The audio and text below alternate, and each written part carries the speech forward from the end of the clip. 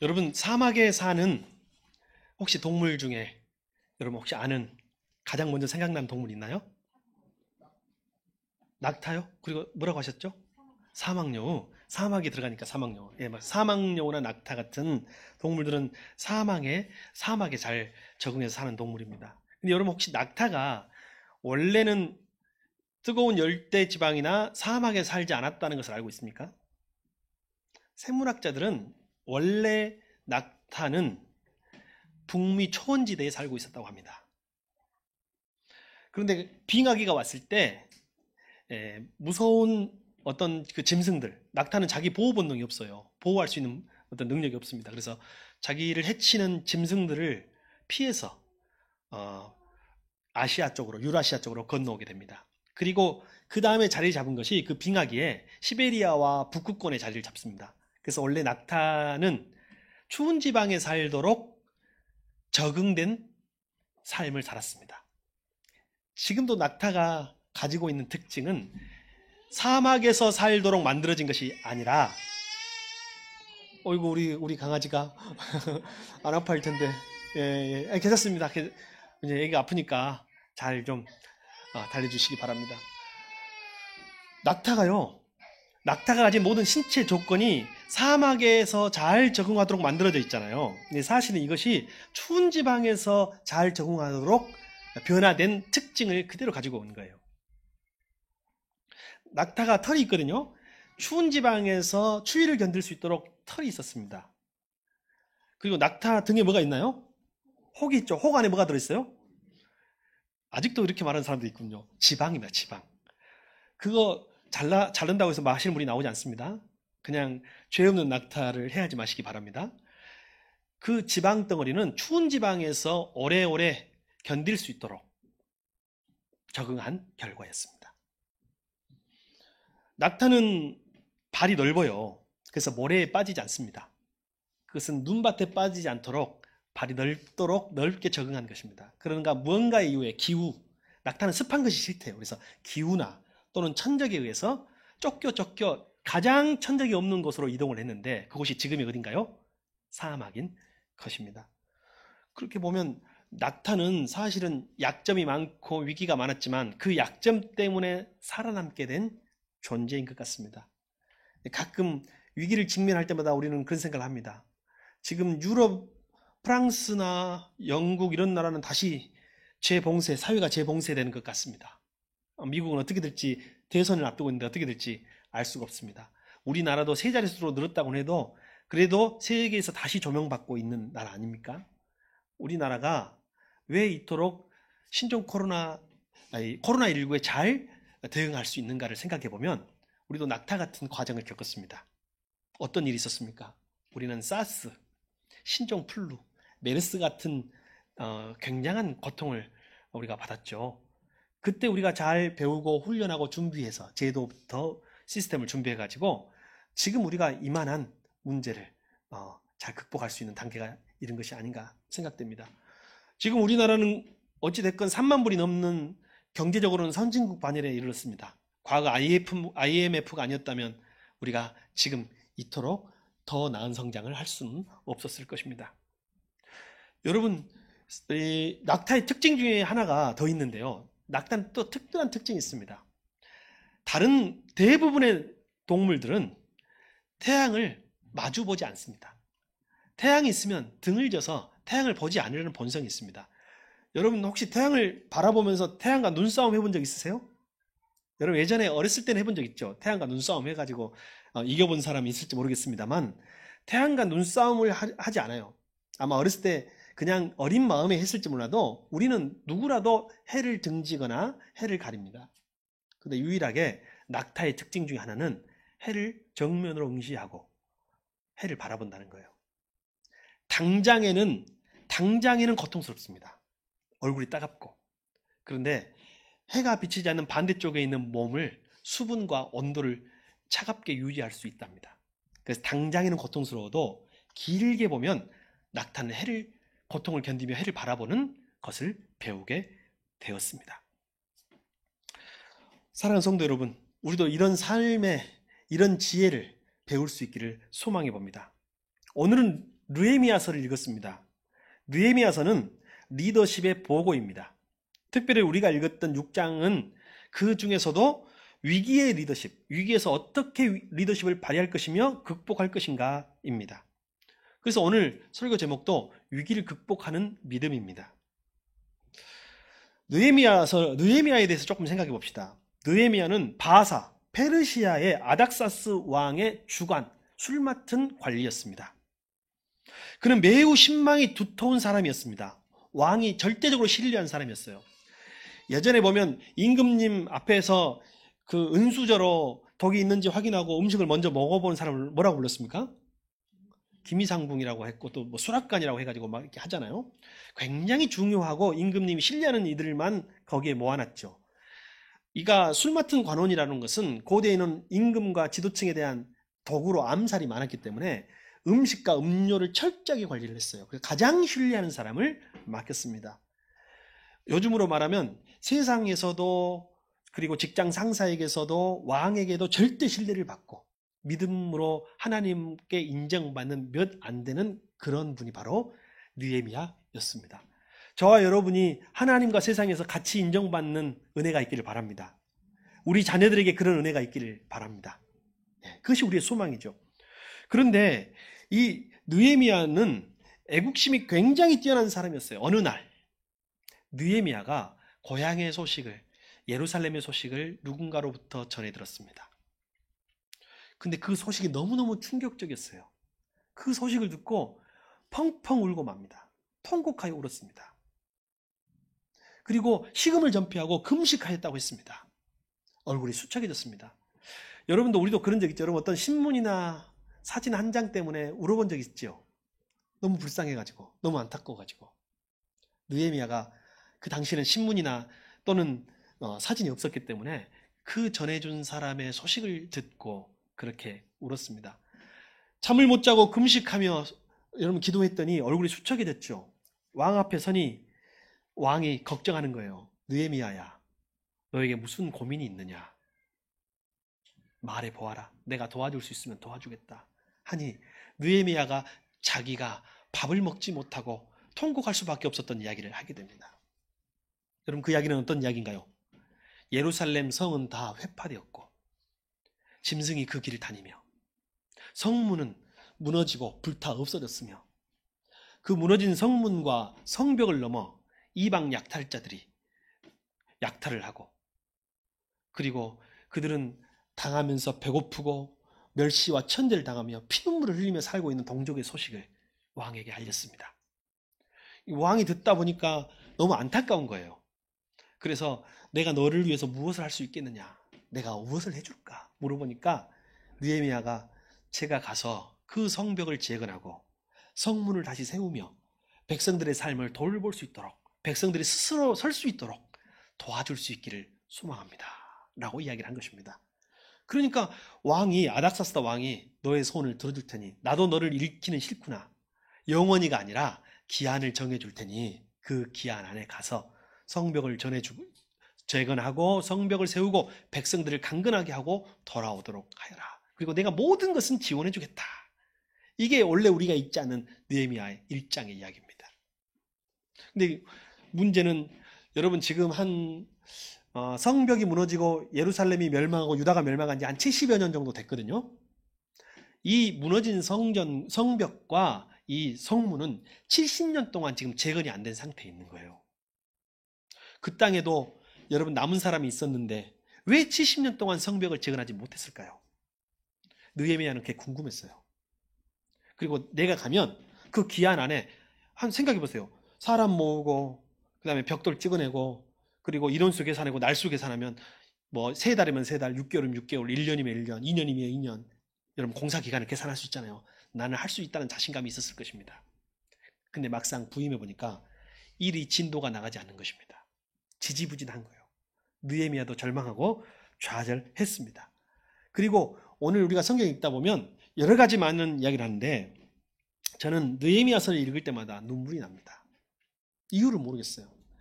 그리고 내가 내 안에 있는 어떤 깊은 곳에 자리 잡은 어떤 한 남자가 우는 것 같은 거예요. 느헤미야를 해쳤던, 괴롭혔던 외부의 적들이, 그리고 느헤미야를 저항하면서 느헤미야를 올감했던 내부의 적들.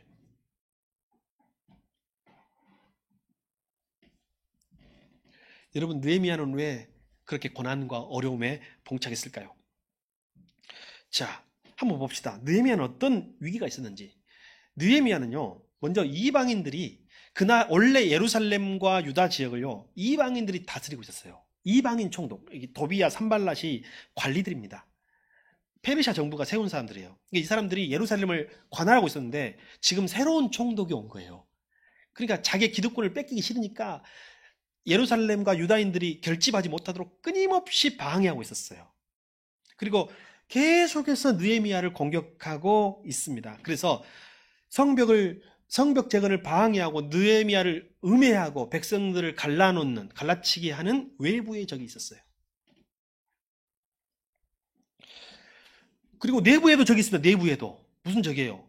여러분, 아무리 성벽이 허물어졌고 해도 여러분 힘들면 힘들수록 사람이 공동체를 생각하지 않고요, 자기를 생각합니다.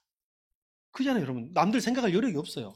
이들이 힘들고 어렵고 수탈당하고 있으니까 모여가지고 부역해가지고 성벽 쌓고 이게 너무 싫은 거예요, 그냥. 근데하고 또 대의 명분이 있는데 말을 못 하잖아요. 그러니까 은근한 저항이 있잖아요. 은근한 저항. 부역이나 이런 거에서 저항을 하는 거예요. 조세 저항이라든가 이런 것들이 내부에 적이 있었어요. 우리도 마찬가지입니다. 요새 우리나라가 뭐 좀 해보려고 하면 중국하고 일본이 계속 방해하죠. 이게 1, 2년의 문제가 아니잖아요. 우리 예전에 사스를 우리나라에 들어올 때 중국이 한한령이라 해가지고 여러분 보복해가지고 우리나라 막 이마트도 철수하고 결국은 삼성도 철수하고 대기업들이 다 철수하고 지금도 그러고 있잖아요. 얼마 전에 BTS가 미국에서 인터뷰한 내용이 여러분 못할 일만은 아니었죠. 그냥 수고하신 분들에게 경의를 표했습니다. 근데 그것이 자기들을 공격했다고 해가지고 문제를 삼았던 중국을 보면서 우리나라가 자주 독립하고 자주 국방하도록 못하도록 방해하는 중국의 모습을 오늘 성경에서 볼 수가 있는 것입니다. 일본도 그렇잖아요. 우리 사무총장 지금 뭔가요? WTO 사무총장 되려고 하는데 일본이 그렇게 방해를 한다면서요. 네? 그것뿐인가요? 여러 가지 일에서 현안마다 지금 일본하고 겹치고 충돌하고 있습니다. 이와 같이 느헤미야의 외부의 적들이 있었다는 것입니다. 내부의 적도 있어요. 여러분 가끔 보면 우리도 일본이나 중국 말고 우리나라 안에도 내부의 적이 있다는 생각 안 하시나요? 통일을 싫어하는, 통일을 반대하는, 오히려 집값이 떨어지는 것을 반대하는, 그렇죠. 사회가 깨끗해지고 개혁되기를 반대하는 세력이 밖에만 있는 것이 아니에요. 우리 안에도 여전히 있는 것입니다. 여러분 우리가 해방된 지가 벌써 몇 년입니까? 여러분 예루살렘이 성벽이 허물어진 것과 별반 차이 없을 만큼 긴 세월 아닙니까? 그래도 아직도 우리가 이루지 못한 과거의 청산과 개혁이 아직도 많이 남아 있습니다. 느헤미야는 눈에 보이는 성벽 재건이라는 문제와 싸운 것이 아니었습니다. 그는 인간의 죄성과 싸운 것입니다. 죄성. 시기와 질투하는 이방인의 죄성. 그리고 현실에 먹고 사는 문제, 떡의 문제 때문에 그 안락함에 집착하면서 헌신하지 못하는 내부의 선민이라고 불리는 백성들의 죄성. 정부 관직을 맡고 있고 성전 제사장을 맡고 있는 이들이 겉으로는 신실하고 성실한 척하지만 여러분 각종 이권과 결탁에서 적과의 내통하면서 느헤미야를 가로막고 방해했던 그들의 이중적인 죄성. 이제 오늘 우리는 느헤미야서를 통해서 지도자들을 무너뜨리는 심리적인 문제들을 조금 살펴보고 싶습니다. 여기서 꼭 지도자가 아닙니다. 여러분 여기서 리더 아닌 사람은 다 없어요. 한 명도 없어요. 여러분 우리는 선배 후배라는 말을 쓰는데요. 선배가 뭐고 후배가 뭡니까? 먼저 태어난 사람은 다 선배고 나중 태어난 사람은 다 후배인 거예요. 그러면 어떤 의미에서 여러분은 전부 다 선배님이세요. 선생님도 뭐예요? 네, 먼저 태어난 사람이에요. 그러니 여러분 저와 여러분도 오늘 이 심리적인 위기 상황에서 흔들릴 수 있는 심리적인 문제들을 나의 문제로 생각하면서 찾아볼 수 있기를 바랍니다. 아까도 말씀드렸습니다만 저는 느헤미야를 볼 때마다 막 눈물이 날 정도로 가슴이 아픕니다. 왜일까 생각해 봤습니다. 그의 이야기가 먼 나라의 이야기가 아니라 내 나라의 이야기이고 그의 이야기가 나의 교회의 이야기이고 그의 이야기가 나의 이야기이기 때문에 그렇습니다. 그리고 느헤미야 이야기는 오늘 저와 여러분 우리의 이야기입니다. 지도자들을 무너뜨리는 심적인 문제들은 무엇이 있을까요? 그것을 통해서 우리를 무너뜨리는, 우리 내면을 무너뜨리는 내면의 문제들을 찾아볼 수 있기를 바랍니다. 먼저 조바심입니다. 지도자는 되게 조바심이 날 때 있습니다.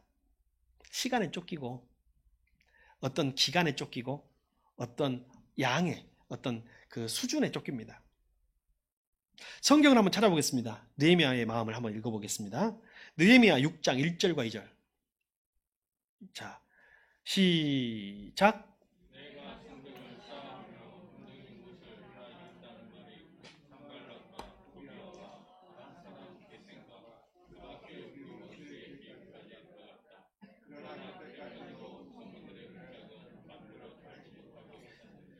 산발랏과 게셈이 나에게 전가를 보내왔다. 오노 들판의 한 마을로 오시오.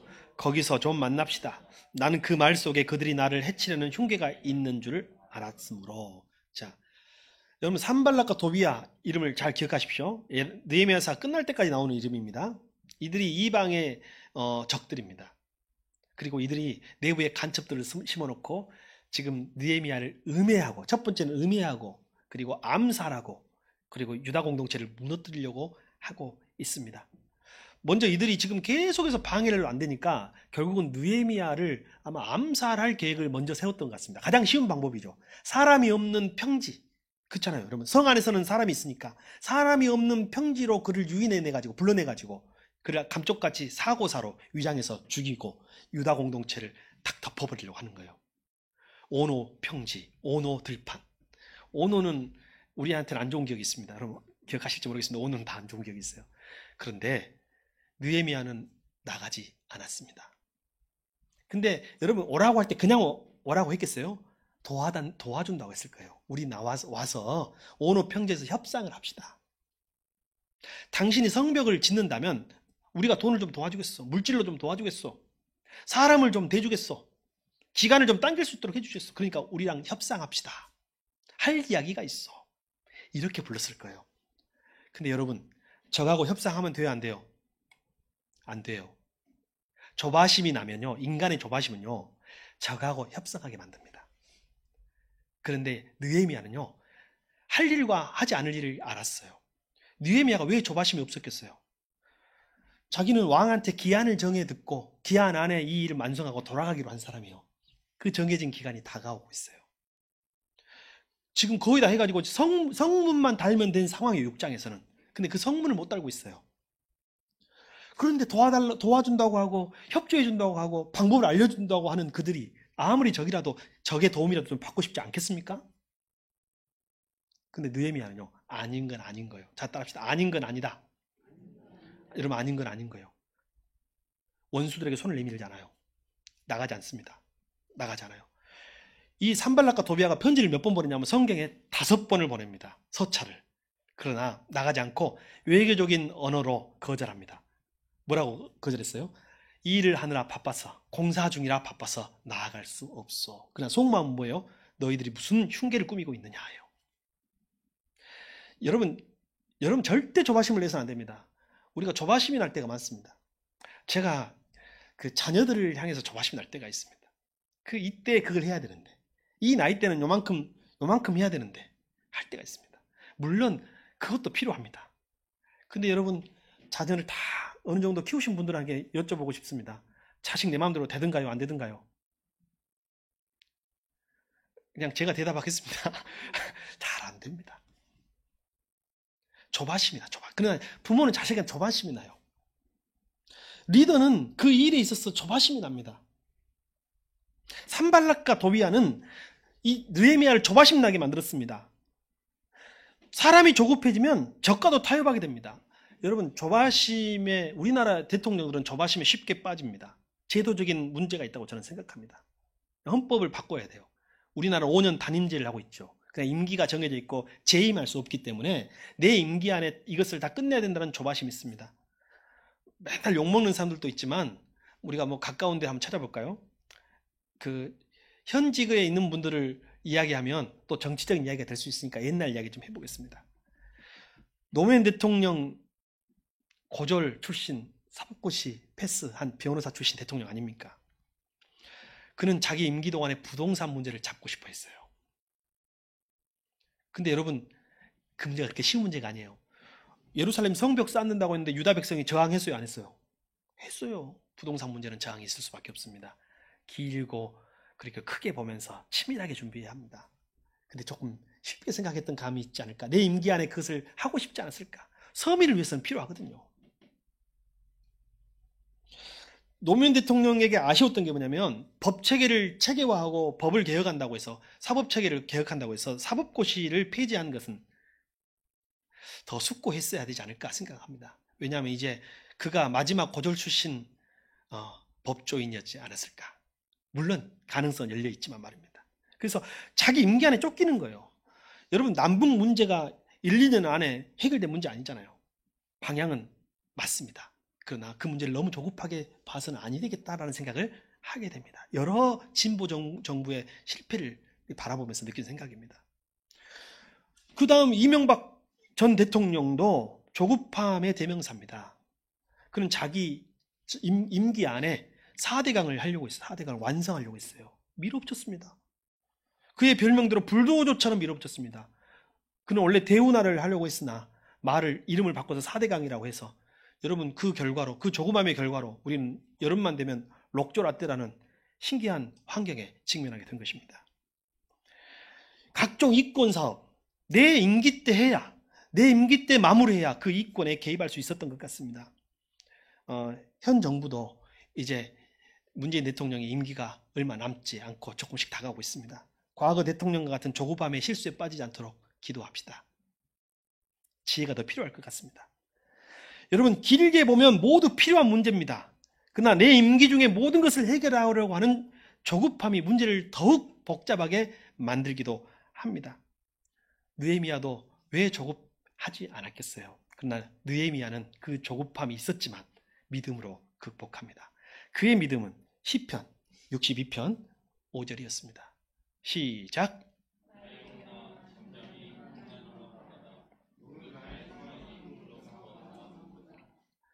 하나님을 바라라. 느헤미야는 시간표가 있어요. 누가 왕이 정해준 시간표. 그리고 자기 자신이 세운 시간표. 그리고 백성들이 평가하는 평가 기준 시간표. 근데 느헤미야는 조급함이 들 때마다 하나님을 바라면서 누구의 시간에 맞췄어요? 하나님의 시간에. 하나님의 시간에 맞춘 거예요. 하나님의 시간에 맞추니까 그는 그 조급함을 이길 수 있는 위기를 극복하는 믿음을 갖게 된 것입니다. 여러분, 하나님만 바라봅시다. 잠잠히 기다리는 것이 믿음입니다. 저도 개척한 목사로서 조급함이 있었음을 깨닫습니다. 교회를 좀 더 빨리 세워보고 싶은 마음이 있었던 것 같습니다. 조급했습니다. 방향이나 이런 것을 말하는 게 아니고 그 조급함이 있었음을 깨닫고 여러분에게 고백하고 싶습니다. 아무리 옳고 아무리 정당한 일이라도 너무 조급하면 체할 수 있습니다. 그것을 깨닫습니다. 여러분, 저의 조급했음을 양해해 주시고 용서해 주시길 바랍니다. 그러나 다만 방향이 틀리지 않고 성경에 부합한다면 힘을 모아 성경처럼 오늘 느헤미야에 나오는 백성들처럼 예루살렘 성벽을 저와 함께 다시 재건할 수 있기를 소망합니다. 주님은 여러분을 통해 일하십니다. 위기를 극복하기 원하십니까, 여러분? 그러면 느헤미야와 같이 고백하시는 거예요. 느헤미야의 마지막 고백은 느헤미야 6장 9절. 하나님, 나에게 힘을 주십시오. 자, 느헤미야처럼 고백합시다. 시작. 하나님, 나에게 힘을 주십시오. 다시요. 여러분만 시작. 느헤미야가 이길 수 있었던 건 이 고백이에요. 저는 느헤미야서가 왜 감동적이냐면요. 느헤미야서가 열심히 일만 한 게 아니라요. 느헤미야의 마음과 중간중간에 계속해서 기도가 나옵니다. 이 기도가 너무 인간적인 것이죠. 너무 마음이 와닿는 것입니다. 여러분, 리더가 가질 수 있는 심리적인 또 하나의 문제, 봉착할 수 있는 또 하나의 문제는 두려움입니다. 두려움. 여러분, 리더도 두렵습니다. 자, 느헤미야도 두려움에 봉착했는데 느헤미야는 어떻게 극복했을까요? 느헤미야 6장 11절 그리고 13절입니다. 같이 읽습니다. 시작. 나는 대답하였다. 나 같은 사람들어 도망이나 다니란 말입니까? 나 같은 사람이 성소에 들어가겠다는 절대로 살아남을 수 없습니다. 나는 그렇게는 못합니다. 나는 그때에 그가 하나님이 보내신 예언자가 아니라는 것을 알았다. 그는 도비야와 산발랏에게 매수되어서 나를 해치는 예언을 하였다. 그들이 스마야를 매수한 것은 나에게 겁을 주어 성소를 범하는 죄를 짓게 하여서 나의 명예를 떨어뜨리고 나를 헐뜯으려는 속셈이었다. 제가 저 본문이 잘 안 보여가지고 됐습니다. 여러분, 적들은 느헤미야를 온 평지로 끌어들여서 암살하려고 했습니다. 다음 계획을 세워요. 여러분, 악은 부지런합니다. 악은 쉬지 않아요. 여러분을 향한 악은 결코 쉬지 않습니다. 깨어 있어야 합니다. 느헤미야는 오늘 스마야라는 선지자가 나타나서 그를 향해 예언하는 거예요. 적들이 당신을 해하러 여기 지금 들이닥칠 것입니다. 당신을 죽일 것입니다. 빨리 하나님의 성소로 피하십시오. 문을 닫고 그 안에 숨어 계십시오. 제가 숨겨드리겠습니다. 여러분, 혹하지 않아요? 그것도 믿을 만한 하나님의 사람이 말하잖아요. 근데 여러분, 여기서 해야 할 일이 있고 안 해야 될 일이 있다고 했잖아요. 느헤미야는 뭔가를 알았냐면 성소는 제사장이 아닌 자기가 들어갈 수 없는 공간이라는 것을 깨달은 거예요. 살러 가면 들어가야지요. 근데 그는 인간보다 누구를 더 두려워해요? 여러분, 지금 자기 적들이 자기를 죽이러 오는 거예요. 두려워요, 안 두려워요? 두렵죠. 예전에 저는 기억납니다. 저는 국민학교였는데 초등학교 숙제검사 맡으려고 선생님 앞에 이렇게 다 아이들끼리 줄 서서 기다릴 때 그 긴장감. 그런데 누가 나를 죽이러 온다는데 두렵지 않겠어요? 뭐라도 피하고 싶고 숨고 싶은데 나를 지켜줄 만한 사람은 없는 거예요. 성소로 들어가서 왜 숨고 싶지 않겠어요? 그런데 느헤미야는 이렇게 이야기하는 거예요. 나는 성소에 들어갈 수 없는 사람입니다. 내가 죽을지 몰라도 나는 성소에 들어가서 거룩한 그곳을 더럽힐 수 없습니다. 이렇게 이야기한 거예요. 그리고 나서 하나님이 그에게 통찰력을 주시는데 스마야가 거짓 예언으로 적들에게